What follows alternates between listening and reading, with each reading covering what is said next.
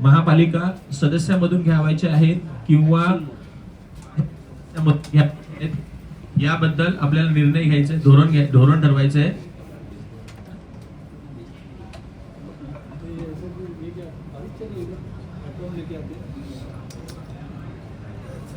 महाराष्ट्र महानगरपालिका अधिनियम 25(2) नुसार परिवहन समितीवर बाहेरील व्यक्तींची नियुक्ती करण्याबाबतचे धोरण निश्चित करण्याबाबत महापौर महोदय, उपरोक्त विषयान्वये वसई विरार शहर महानगरपालिकेच्या परिवहन सेवेचा विस्तार आणि कार्यक्षमता वाढवण्यासाठी महाराष्ट्र महानगरपालिका अधिनियम 1949 चे कलम 25(2) मधील तरतुदीनुसार परिवहन समितीवर पालिका सदस्याव्यतिरिक्त बाहेरील व्यक्तींची नियुक्ती करणे आवश्यक आहे.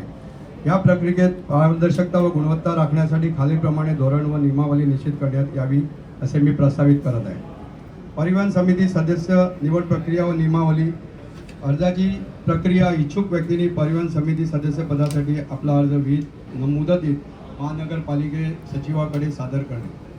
सदर अर्जावर महानगरपालिकेच्या किमान 2 सदस्यांची शिफारस असणे आवश्यक आहे.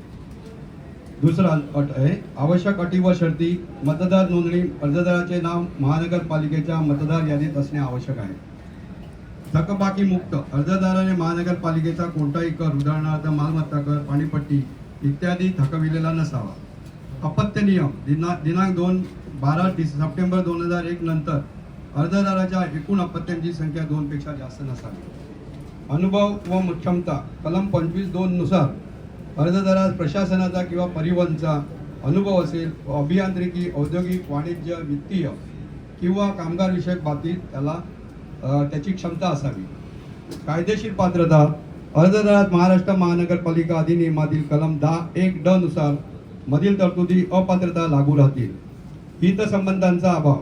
महानगरपालिकेच्या कोणत्याही कामाचे कंत्राट किंवा थेट अप्रत्यक्ष हितसंबंध उमेदवाराशी संबंधित नसावा. छाननी व निवड पद्धती. सचिवांकडे प्राप्त झालेले अर्ज परिवहन व्यवस्थापकाकडे सुपूर्द केले जातील. परिवहन व्यवस्थापक अर्जाची छाननी करून पात्र अर्जाची यादी शिफारसीय माननीय सर्वसाधारण सभेवर सादर करतील. निवड प्रक्रिया. अर्ज जर पात्र अर्जाची संख्या नेमणूक करावयाच्या 12 सदस्या इतकीच असेल तर सभागृहाचे मत विचारात घेऊन त्याची थेट नियुक्ती करण्यात येईल.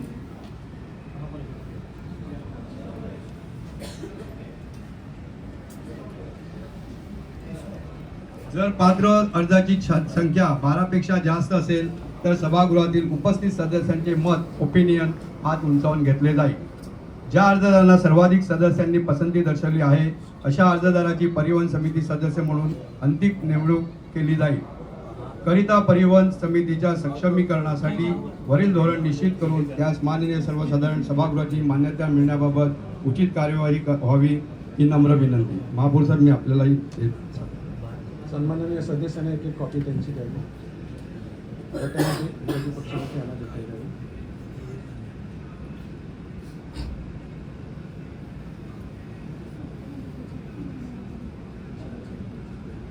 सन्माननीय सदस्यांना एक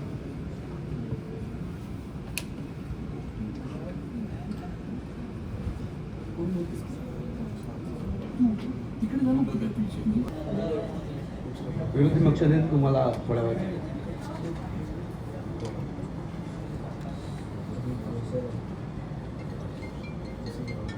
त्यांनी वाचन केलेलं आहे, ठराव मांडलेला आहे. सन्माननीय सभागृह नेत्यांनी जो मांडलेला आहे ठराव मंजूर. पुढचा विषय घ्या.